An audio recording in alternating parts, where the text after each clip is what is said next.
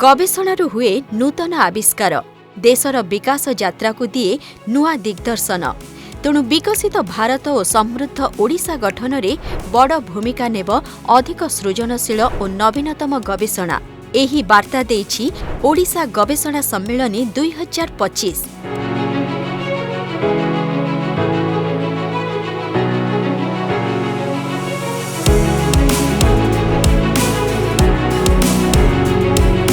नवेम्बर 27 रु 29 तारिख 3 दिन धरी ब्रह्मपुर विश्वविद्यालय रे आयोजित होइथिला गवेषणा महाकुंभ।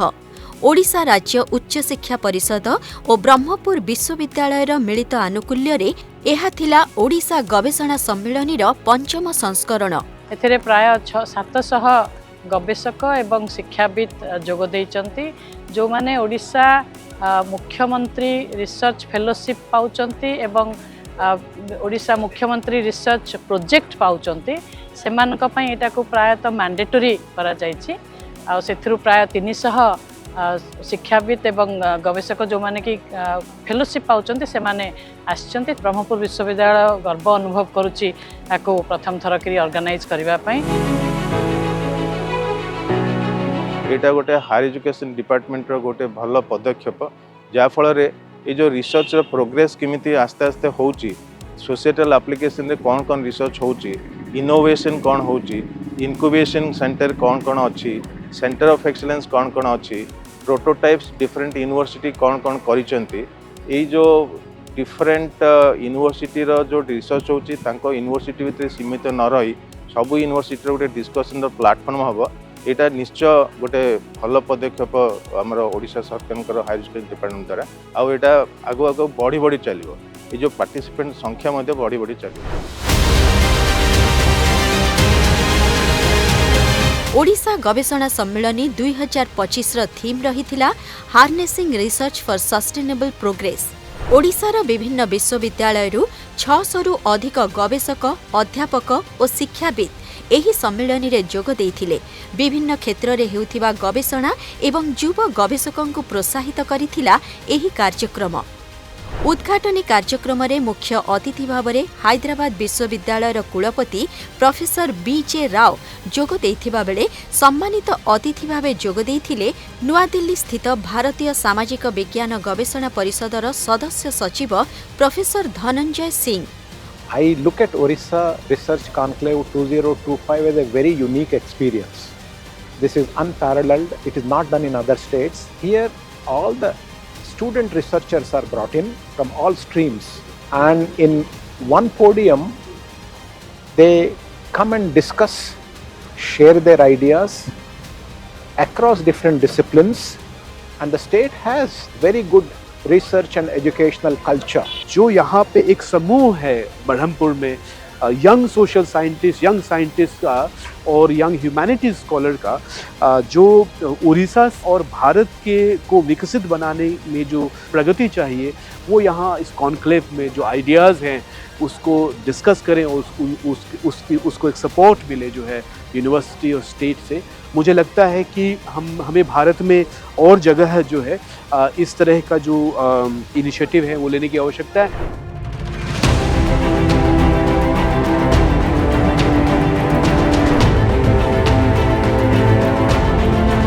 यही रिसर्च कॉन्क्लेव रो मेन मोटिव होची let us cooperate and create a research hub for Odisha.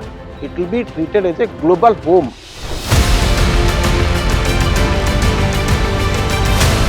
Odisha Gabeshana Sammilani रे पारंपरिकता सह प्रजुक्ति विद्यार समन्वय रक्षा करिबा एवं गवेषणा को विश्व स्तर रे पहुंचाइबा दिगरे मानस मंथन होइथिला। एहा सहित गवेषणा लागि प्रोत्साहन देबाकू राज्यर विश्वविद्यालय मानक मध्यरे सहयोगिता और समन्वयर आवश्यकता उपरे आलोचना करा जायथिला। मो मतरे जो Odisha state higher education council एमती जो कॉन्क्लेव करूची सेथरे लोक नुआ जिनस जानिया को पाउचंती एवं नुआ रिसर्च करबा पई स्कोप भी मिलुची। प्रत्येक गवेषक छात्र पई ता निजर गवेषणार उत्पत्ति अन्य माने जानिले गोटे खुशीर विषय। सेति पई एटा को मो अंतत आशा करबी एभली व्यवस्था जारी रहे। Odisha has a vast knowledge system on varieties of aspects, starting from cultural, ecological, artistic to indigenous knowledge of the tribal peoples. And now it is a challenge and also an opportunity how to blend technology with tradition.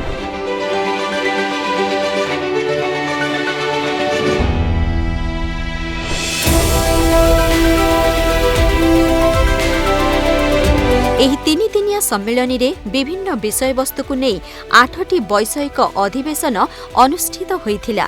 ଏଥିରେ ଉଚ୍ଚଶିକ୍ଷା କ୍ଷେତ୍ରରେ ଗବେଷଣାକୁ ଆହୁରି ବ୍ୟାପକ କରିବା ଉପରେ ବିଶେଷ ଗୁରୁତ୍ୱ ଦିଆଯାଇଥିଲା। ଏଭଳି ଯେଉଁ ଇଭେଣ୍ଟଟାରେ ରିସର୍ଚ୍ଚ ସ୍କଲାର ମାନେ ଆଉ ୟଙ୍ଗ ଫ୍ୟାକଲ୍ଟିଜ ମାନେ ସେମାନେ ନିଜର କ୍ୟାପାସିଟି କେମିତି ବିଲ୍ଡ କରିବେ ଆଉ କରିକି ବିକାଶରେ କେମିତି ସହଯୋଗ ଦେବେ ଆଉ ନ୍ୟାସନାଲ ଏଜୁକେସନ ପଲିସିଟାକୁ କେମିତି बहुत बेसी इम्पैक्टफुल केमती हो पार इम्प्लीमेंटेशन रे से विषय रे विशद भाव में आलोचना करा।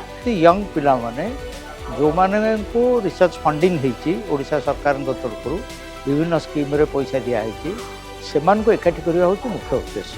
प्रति थर टिके टिके इम्प्रूवमेंट होची गत थर अपेक्षा आगुर जेते थर होईची ता अपेक्षा बरहमपुर यूनिवर्सिटी आउ ताकू टिके बेटर करबा पय चेष्टा करची एवं बेसी पिला बेसी संख्यार पिला आसीचंती।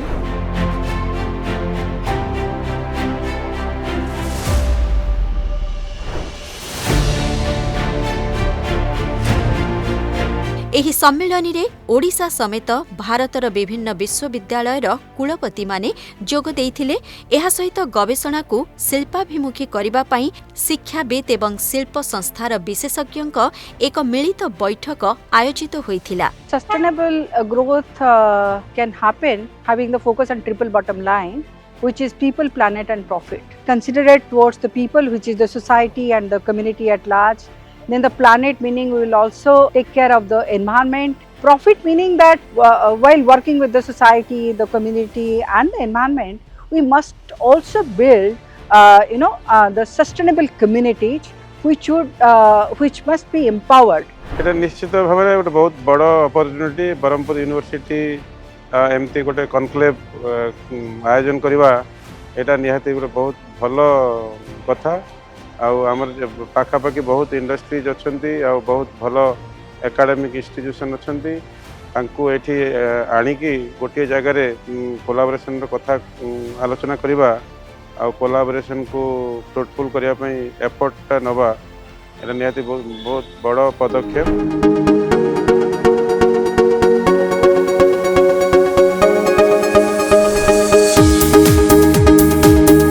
କାର୍ଯ୍ୟକ୍ରମରେ ରାଜ୍ୟର ବିଭିନ୍ନ ଗବେଷଣା ପ୍ରତିଷ୍ଠାନର ନିର୍ଦ୍ଦେଶକମାନଙ୍କୁ ନେଇ ଅନୁଷ୍ଠିତ ହୋଇଥିଲା ଏକ ସ୍ୱତନ୍ତ୍ର ଅଧିବେଶନ।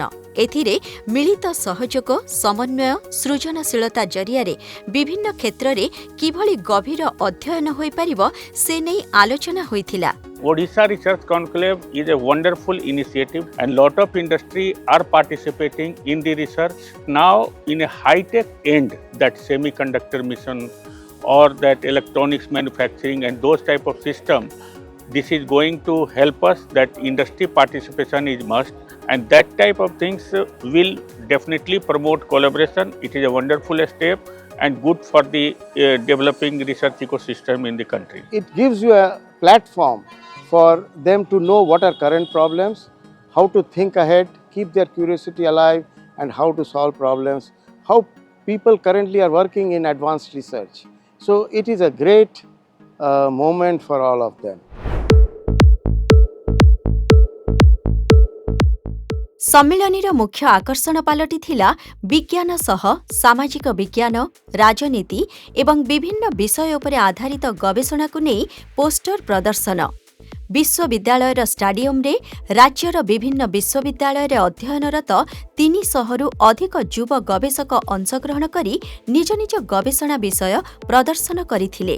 ओडिशा रिसर्च कनक्लेव एमती गोटे प्लाटफर्म जो आम आम रिसर्च टॉपिक को अन्य मान आगे प्रेजेंट कर डिफरेंट डिसिप्लिन स्टूडेंट्स मैंने ऑल ओवर द स्टेट ये पार्टिसिपेट कर निजर आइडिया एक्सचेंज कर तो सो आम निज डाटा भी आम अन्य मान आगे प्रेजेंट कर रिसर्च एरिया विषय भी आम नॉलेज गेन कर मोर टॉपिक थी उत्तर ओडिशार विभिन्न अंचल किभली भाव में साधारणतः आलोकासिया जिनस कल्टिवेशन करा जाउछि आउ तार कौन कौन पारंपरिक औषधीय एवं अन्यान्य उपचार अच्छी ताहार आमे गोटे सर्वे करी ताहार तथ्य को आमे गवेषणा को एथिरे उपस्थापित करिछु। एठी आमे एमती नुहे कि खाली पोस्टर प्रेजेंट होउची एठी बहुत भल भल जगार डिफरेंट यूनिवर्सिटी रो रिटायर्ड प्रोफेसर्स वाइस चांसलर्स माने आसुचंती टेक्निकल सेशन चालुची जो जो आइडिया हुए तो आम स्टूडेंट मानक पई कि भाबीबाटा भी एते इजी नुहे से जिनसटा को से आम पाखरे आनी पहुंचौचंती से टेक्निकल सेशन द्वारा आमको सेटा फायदा मिलुची जाको कि आमे परे हुए तो आम रिसर्च रे इंटीग्रेट करके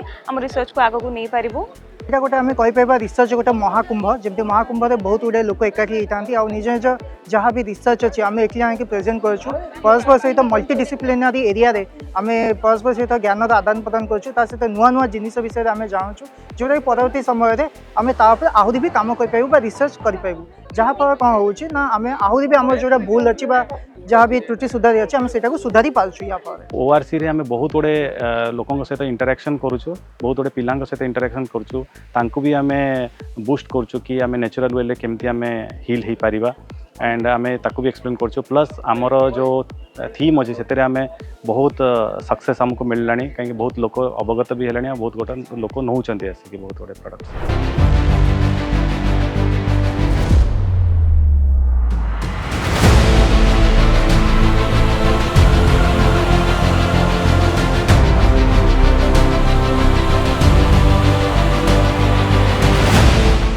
सम्मेलन में उद्यापनी समारोह में ब्रह्मपुर सांसद डॉक्टर प्रदीप कुमार पाणिग्राही मुख्य अतिथि भाव में जोग देइथिले। विकसित भारत गठन में युव गवेषक माने प्रमुख भूमिका ग्रहण करंतु बोली से आह्वान देइथिले। This 3 days research conclave, I hope will be a fifth in nature in the entire state and first in Berhampur University.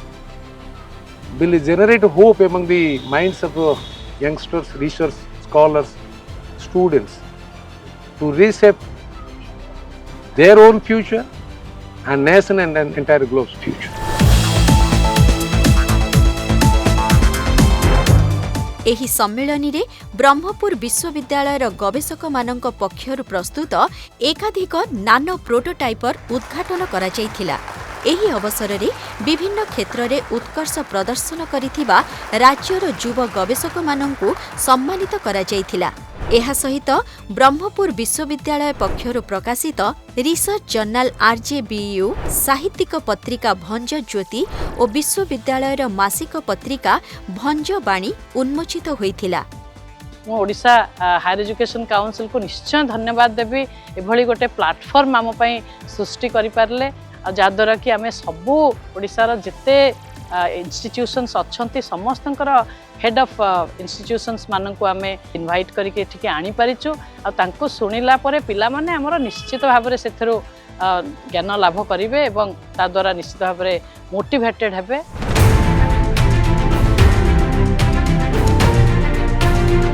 Odisha Gabeshana सम्मेलनी गवेषणा क्षेत्र को आगक नेबा सहित राज्यर दीर्घस्थायी विकास को बल जोगाइब।